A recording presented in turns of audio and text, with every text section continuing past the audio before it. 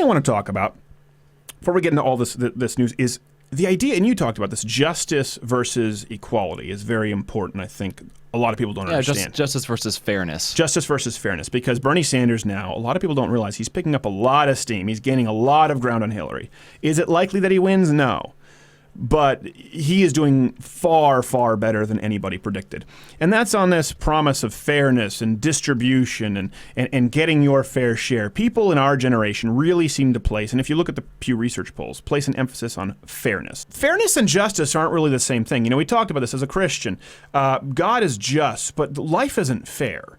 And a lot of people say, well, what do you mean by that? Listen, I certainly think that as a society it is much more not much more important. It's pivotal that we place importance on justice, not fairness. Certainly not fairness of outcomes. That's what leftists believe in promising. Let me give you an example of justice versus equality.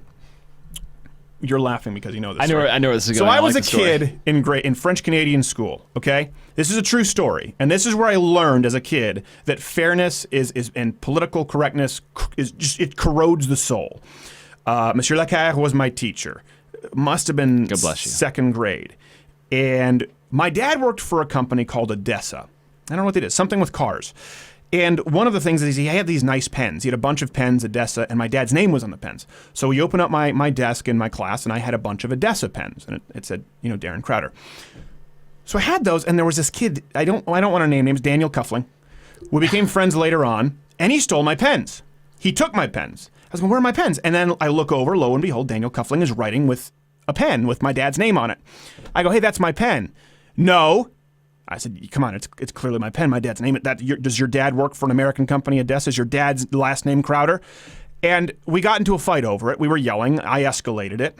Probably a little too quickly. That's just how I was. And the teacher comes in and says, what's going on? And Daniel says, well, he's yelling and saying that I stole his pen. I said, he did steal my pen. And the teacher goes, well, who's telling the truth? I said, I'm telling the truth. My dad's name is on that pen. There's 5 more pens that I have with my dad's name on that pen. You can find them in his desk. And the teacher goes, can you two work this out with your words without fighting?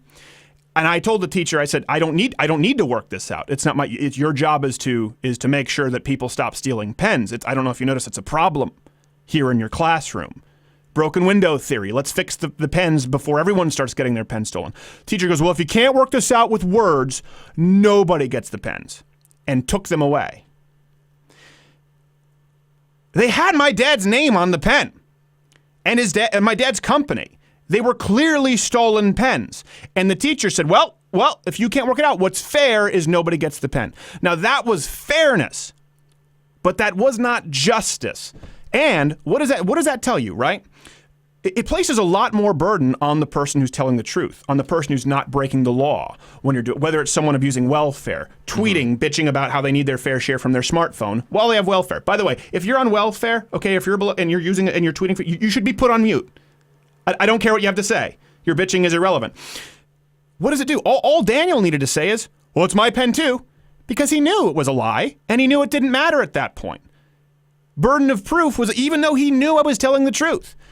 That's what that favors. When you just talk about fairness and feelings and making sure that everybody leaves feeling good, the successful person, the person who didn't commit the wrong, ends up getting screwed. This is a perfect example. It was my pen that was stolen from my desk. Kid took it. Teacher saw my dad's name on the pen and said, in the name of fairness, no one gets the pen. That's fairness. That's leftism. That's not justice. And that's something that millennials need to understand. That's something that anyone out there needs to understand. Fairness and justice are not the same thing. And when you play identity politics and you play fairness and you talk about fair share and you throw it out without defining it, it inevitably favors the person who's willing to game the system. They're perfectly fine with screwing the other guy as long as they gain from it. And I still never got that pen back. Hey, you're still here. That's surprising. I'm not going to lie. This is the internet. Most people have an attention span of 4 seconds. But this is a clip taken from the full weekly videocast podcast. You can click below to watch that full videocast or subscribe on iTunes or SoundCloud.